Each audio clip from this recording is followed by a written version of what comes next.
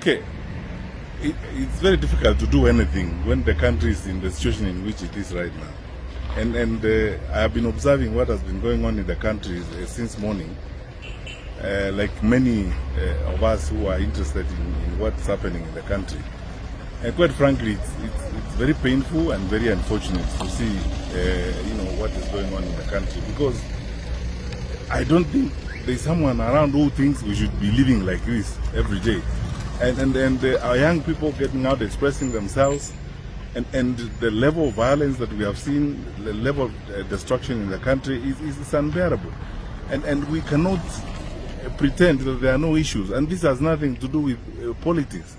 Whatever side of the political divide you belong to, these issues need to be addressed. I keep asking this question: how many lives are we going to lose before we start listening and reasoning with each other? Because what is being asked here really is attention, and then to ensure that we work in an inclusive manner to address the challenges that we face. And we cannot pretend that the challenges don't exist, and then we live as if those who are raising questions, or those who are on the streets, like our young active Kenyans, are just doing it for any other reasons except trying to address the real issues that they deal with on a day-to-day basis.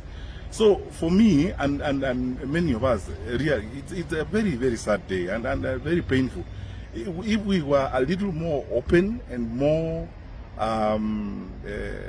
focused in addressing some of these issues, we should not have gotten here this year. Because when this happened last year, there are promises that were made that were never fulfilled. Personally, I've been thinking, actually, and maybe I'll speak about this some more when I get out and start having conversations with people.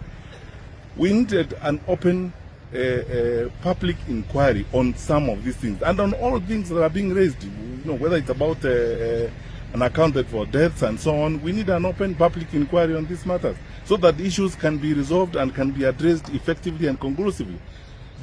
We cannot go on like this, because the question you ask yourself every day is, how many more lives are we going to lose before we start listening and reasoning with each other? And what else needs to happen before we get to a point where we forget about whether it's politics or whatever the issues are, and focus really on the questions that we are being asked at this particular time? Why must it be that when people ask questions, they are met with either a different attitude, or they are met with violence and so on and so forth? Yet they are basically asking questions, and they're not saying things that are alien to us. They're saying that things that we know and we ought to relate to in an effective manner. So my view is, I've observed this for the bit that I could, and listened very carefully, tried to spend most of the time glued to screens, to YouTube, looking at what was going on. I mean, I've literally spent my day on this particular, and it's because the Gen Z said it's going to be their day.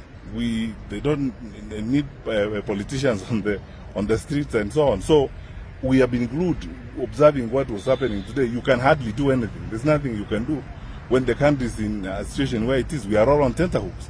We don't know what is going to happen. And the level of destruction and violence we have seen across the country, honestly, what is it going to take for us to listen, for our leaders to get to a point where they say, let us listen and reason with each other?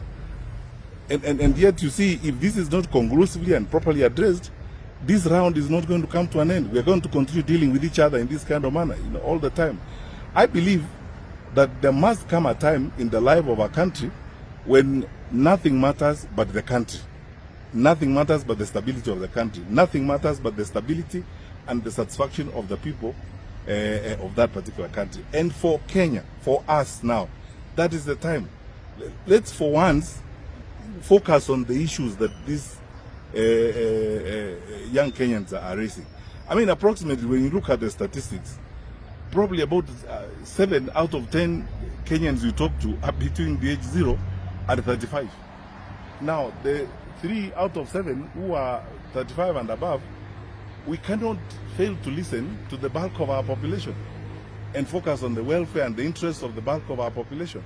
And the questions they're asking are not about things that are alien. They're about things that are with us.